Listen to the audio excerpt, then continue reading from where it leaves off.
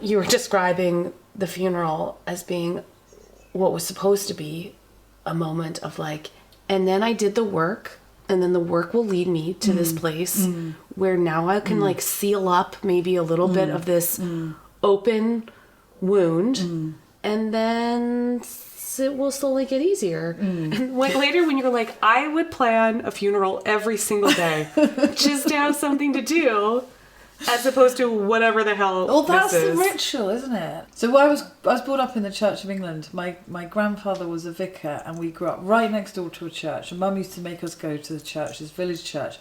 And Nell and I would sit there bored, really bored children in church. Yeah.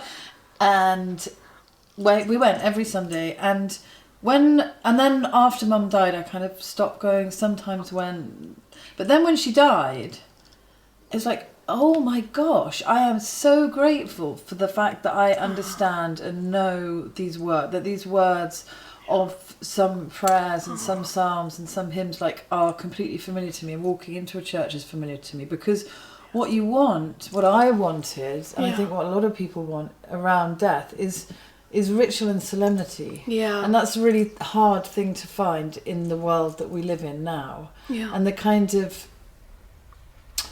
bereavement support groups like don't fulfill the thing that you want, which is to send a burning ship out into the middle of an ocean. Totally. Absolutely. Or to be in a room with like candles which are 6 feet tall Yeah. and chanting and darkness and incense. That's what you want. And actually that's what I kind of want a lot of days, in normal life, to be able to feel normal life as well. And where do you find that solemnity, and where do you find that ritual? I do find it when I go to church. Sometimes I don't find it when I go to church. But I look for it in my life now, and cannot always access it. You know, when you were describing the interminable pain of your mom's ongoing suffering, it reminded me of my friend John Swinton is a theologian and mental health nurse, and he worked with people with severe brain disability for years and years before he started writing, spiritual books. But he said that was one of the areas that needed most kind of tending to, is because there was no ritual around a living death, then so much of it then had to be invented. So he would work with people who would then like go to the river and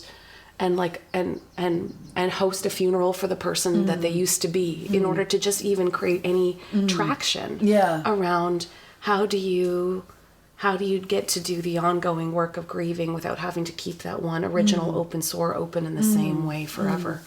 So I think that makes sense, that like the rituals that support us do good work, and then when we don't have them, we really do feel the absence of them, I think. Yeah, absolutely. And kind of, it's funny because so where we live here, I live near a place called the Ridgeway, which is this ancient route which is thousands of years old. It's up on the hills, and that route is like covered with standing stones and chalk. This chalk horse, Uffington White Horse, which was put on the hill 4,000-ish years ago. We don't know why. It's the outline of a horse. There are standing stones at Avebury. There's standing stones at like this place called Wayland Smithy.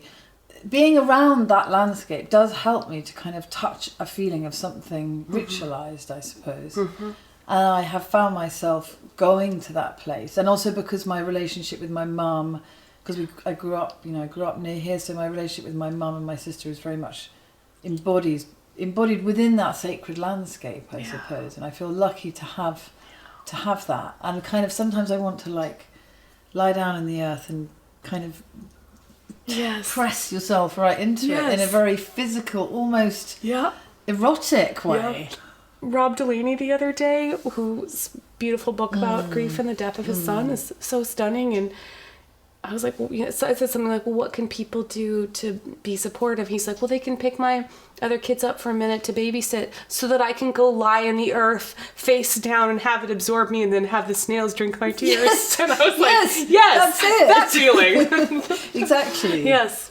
And have the snails drink my tears sounds exactly like I want to do, especially if I'm just on the edge of, I don't know. I think we just like come to the edge of how we know how to be a person and we need something else to kind of take some of the weight. The things that people say that like exile us from feeling understood or loved or held in any way. You've had some strong feelings about the phrase, I can't possibly imagine, in which maybe they don't want to imagine. Yeah, but exile is a really interesting word to say, like, because when you are grieving in the beginning bit, you do feel exiled from normal life, don't you? And I walked around this kitchen with my 5 kids and my husband were all here, and they were sad. They were really, really, really sad. But they hadn't lost their sister who they lived with through everything, and so the thing that I felt that in here amongst the people who loved me and held me the most. When you go outside and then have to go to Tesco's or go in to do something, it's as though, the world is just carrying on in the most offensively blithe, uncaring way, and you are in a place of exile. And I describe it as like drinking. It's as though you've taken some poison, or you've got an awful secret that you don't want to share with anybody else because you don't want to completely ruin their day as well, in the same way that it's ruining your day. And the place that's the sort of loneliness of grief, I think, is a real shock, and that's why these kind of conversations are really, really important to remind us that the grief that we share is a common experience. And I think Nick Cave wrote something recently about his kind of diabolical grief over the death of his teenage son. There was something really extraordinary, he said, about understanding that what he was experiencing, which felt so peculiar to him and so personal and so much worse than anything anybody had experienced, was a normal grief that many, many thousands and people were experiencing at the same time. And that way of trying to find a point of connection with other people. So when people say to you, I cannot begin to understand how you're feeling, they're saying, I can't begin to understand how you're feeling over there in your pain, and I want you to stay over there in your pain. And don't let your pain come flooding into my life, which I'm holding in some way. And I think that it's so important when you meet people when they're grieving, when they're bereaved, even just in life. You don't have to be in pain to do this. Is to try and connect. But when somebody has lost somebody they love, don't say, I can't imagine it. Or even worse, was like, I couldn't cope without my sister.